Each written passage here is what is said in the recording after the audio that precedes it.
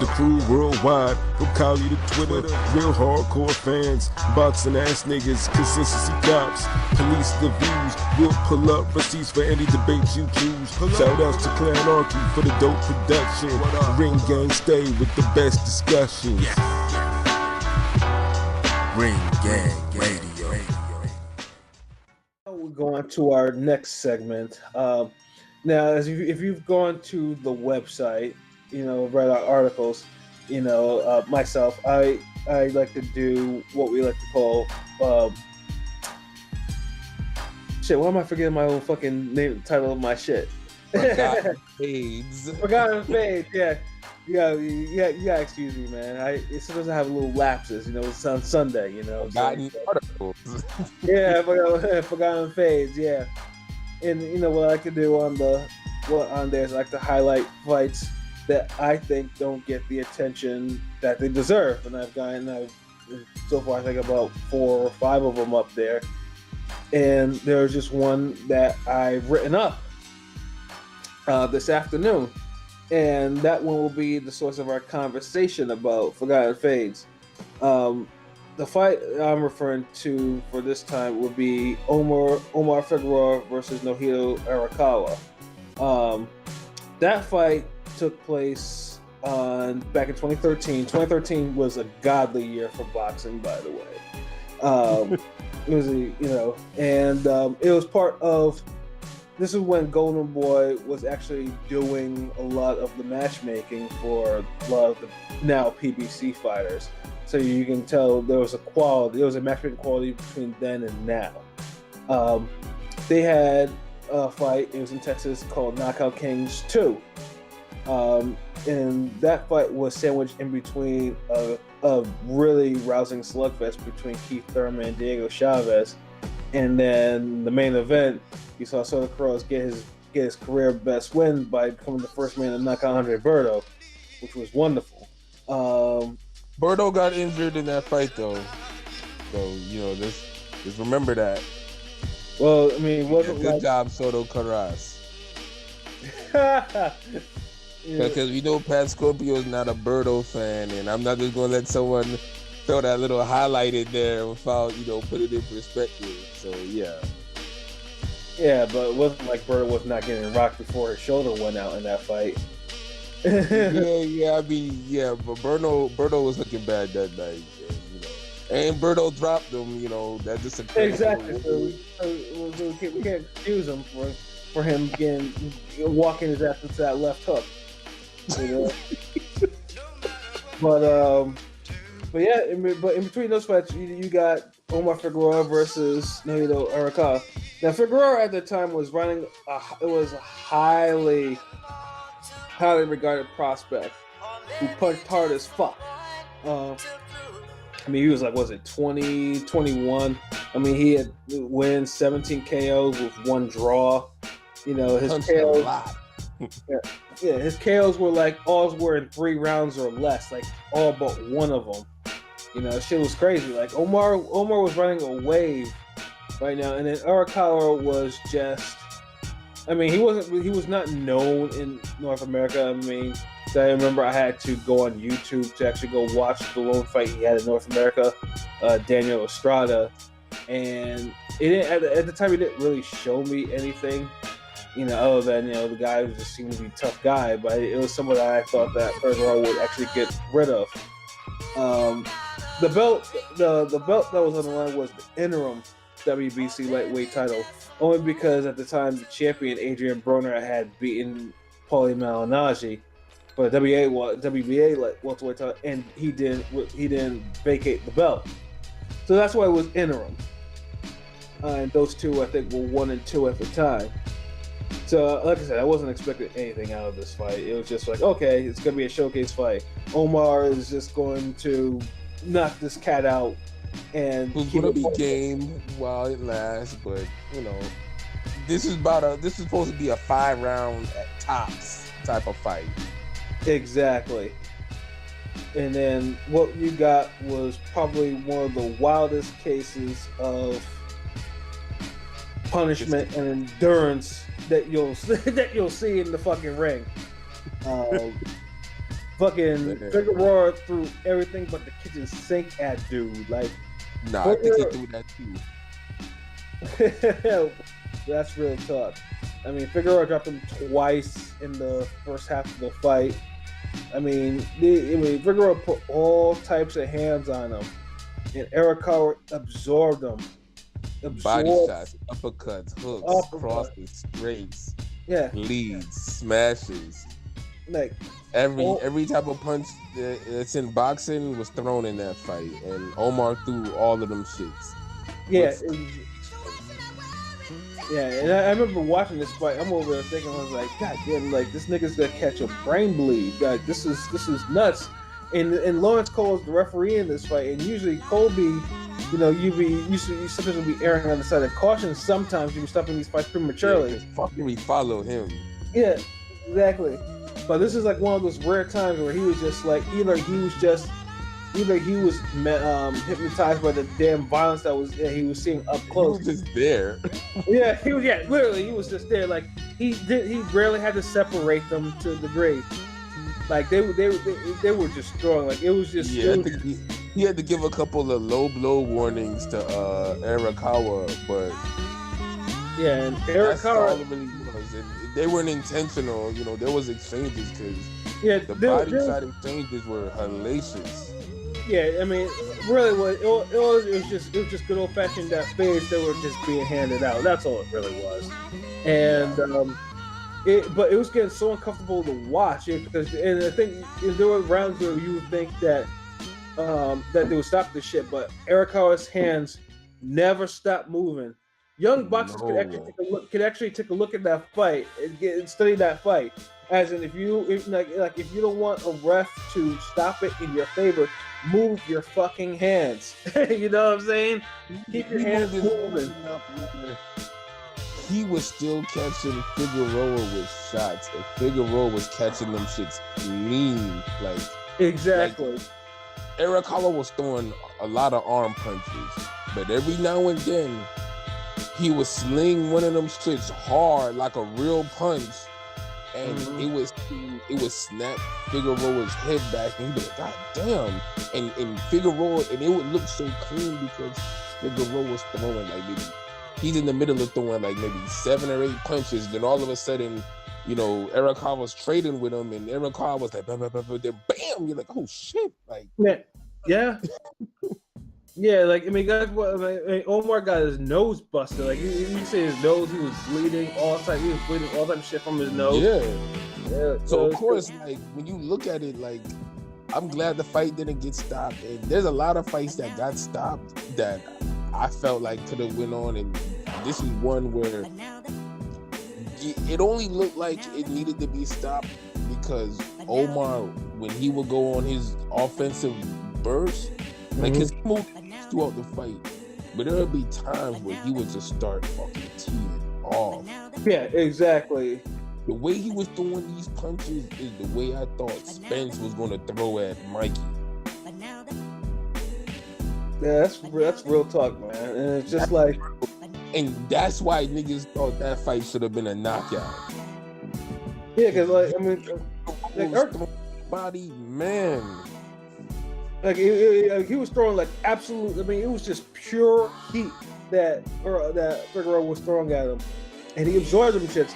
And he threw it so, and Figueroa hit him so much and so hard that he fucked up his own hands.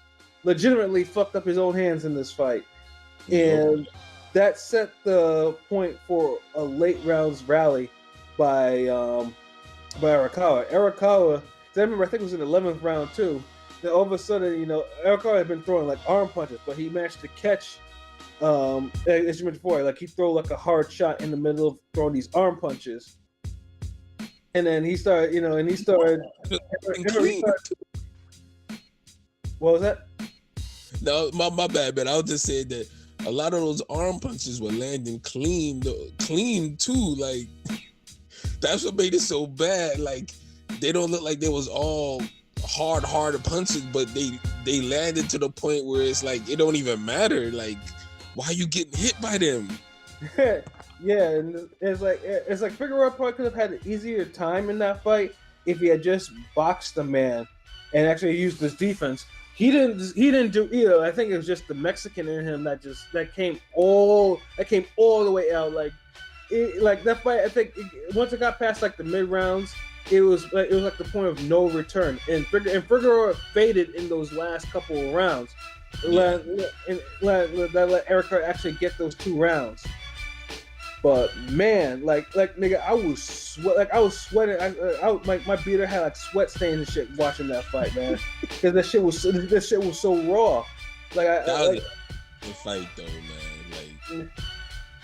Like I was just a good fucking just talking about it bring back memories, like, cause we haven't had a good fight like that this year, you know, and like wow, like y'all definitely gotta watch this fight if y'all haven't seen it. Like, y'all gotta watch it. If y'all want to see a fight with hellacious exchanges, just, you know, guys ebb and flow, guys getting caught clean, all types of punches, southpaw, conventional, it don't fucking matter. These niggas just throw hands against the ropes, in the middle of the ring, in the corner, it don't fucking matter. Like, they just go at it, like, yeah. The brutality was off the chains. Like, Arakawa's head was like swollen, his eyes were like nearly shut.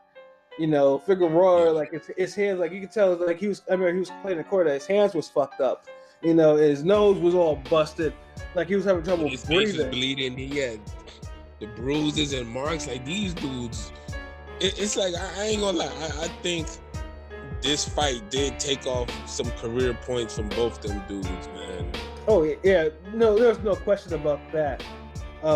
Yeah, I mean, like I said, I mean, the fun things too is like in the post-fight interview, I remember like they actually was interviewing these niggas, like especially Arakawa. I'm like, what do you do if you take this man to a hospital? And Arakawa, all that head trauma. And even then, Arakawa still had enough to say, you know, thank you very much, Texas San Antonio. You know, I was just like, man, he remembered all that. He remembered that English even after taking for real, like the amount of punishment. It's off the Arakawa, man. And the Figueroa, they you know, they embody that forgotten fade, because, you know, we didn't forget it. And the funny thing is too is like, and you would think that a fight like this would be mentioned more, especially on Showtime. But I mean, it's been about almost 6 years since that's coming. Like, it's not like it's. I mean, it's not like it's. I mean, it was a huge war. It was a major war, and both still have a career. Like, Figueroa's still undefeated, barely. You know, we thought he lost his last fight just recently with John Molina. And then Arakawa, I mean, after Arakawa, like after that performance, he got a shot at Linares on the Canelo and Gula card, and he got shut out. He got shut out, and that pretty much, you know, that was the end of that. And then, you know, Arakawa is back in. He's been fighting in Japan since, and like I said, I think he's ranked. I think he's ranked for the WBO too. So we may actually at some point see him, you know, in another. Basically, had to grind back to get to the spot he was on in the fight we talking about now. Yeah, you know, but it's not a game. And then like you alluded to before, yeah, I think this fight definitely took something out of Omar Figueroa, because Omar never put it all together like he did before. I mean, his work rate went down tee. Like, yeah, his work rate. He got more spotty. Like, you see how he was able to turn it around with those tee off vibes that he would have, like, not vibes, the tee off volleys, where he would just start going beast mode. He'll throw like 8 punches in a row with 110% behind him, and you're like, God damn, how he's still doing that in the 9th round? Yeah, those decreased because he didn't have a lot of those in the Ricky Burns fight, and even in the DeMarco fight, like, which were closer, tougher fights. against bigger, stronger guys than Arakawa. And Arakawa was strong, and you know, he's not the biggest guy, but you felt his power and his pressure. Like, you know, you're not gonna bust somebody up and jar somebody's head back a bunch of times and not have any power. Right. And Arakawa at the time had a record. I mean, he had a record of being a decent puncher, even though he was mostly just arm punching. But yeah, you land enough. It sure did. I mean, combined, it was like 2,100 something plus punches. You know, God. Omar landed 51% of his punches in this fight. Arakawa threw over 1,000 punches in this fight. Almost 1,100. Yeah. Crazy numbers, man. It's like, yeah. No, it's like, it's a forgotten fate for real, man. And we don't even try to go. We try to go for older fights, but this fight was just, you know, at least you don't want to do anything earlier than 5 years. It got to be at least 5 years. Right. And which this was like 6. And it's just, you know, both guys are still competing pretty much in the near the same divisions or whatever. And like, damn, like, wow, it just, you put a Japanese and a Mexican boxer in a ring, if you don't get a great fight, I don't know what the fuck happened. Word, that is real talk. You know, like, for some reason they just make good fights. They do. I mean, aftermath. I mean, Omar did become full WBC lightweight champion, and he was holding on for the belt for a little bit before losing it on the scales, I believe. And it said, you know, Arakawa is in Japan, you know, still doing his thing. So yeah, I mean, it's a forgotten fit, really. Like, I mean, most people like if you had more caliber of fights of that nature right now, you know, boxing would probably be in a way better place. Yeah, and it's the mentality, because it's the thing. You see, the thing is, when you match up fights and you put them all on one card, it's like you elevate the card. You have a chance for more electricity. The energy is just different. See, the way they do boxing now, even though that fight was only 6 years ago, boxing just seemed like a whole new world now. And that type of fight now would be its own main event. Yeah. Whereas that was the fucking sandwiched in card. That was the in-between fight between one of the hottest prospects or up-and-coming contenders in boxing with Keith Thurman against a undefeated, unknown puncher in Chavez, and then with a former champion in Berto, with a war battle-tested veteran in fucking Soto Carras for the main event. So you had that type of caliber of fight in the middle of that shit. Right. Like, come on, like that would definitely be its own fucking main event now. Yeah, that's absolutely real talk. Matter of fact, the Thurman Chavez fight would have been its own main event as well. That's real talk. I mean, that would be a typical PBC main event. Yeah, all three of those fucking fights would be a main event now. But back then, we got them on some damn Costco bargain shit. Like, niggas is like, shit, okay, y'all got Andre Berto, Soto Carras, hold on, Arakawa, Figueroa, shit, nigga. Oh, Thurman and another nigga. Oh man, hey, put that in the basket, nigga. Put 2 of them shits in. Damn, man, it's like boxing. I don't know what happened. Yeah, boxing is very strange. But yeah, like I said, you know, the article should be posted by latest by tomorrow. So yeah, read that and catch the fight. Showtime has it. You know, has the direct link, so you don't gotta log in to do any of that shit, man. You can just type it in, bam, it's there. Or you can click off the link that we'll post it in the article. So yeah, read the article, watch the fight, and then listen to the motherfucking podcast. Yeah, that's real talk. Oh, boom, boom, boom, bang, bang, bang. That's like real talk. Like that's the 1, 2, 3 right there. That's your homework.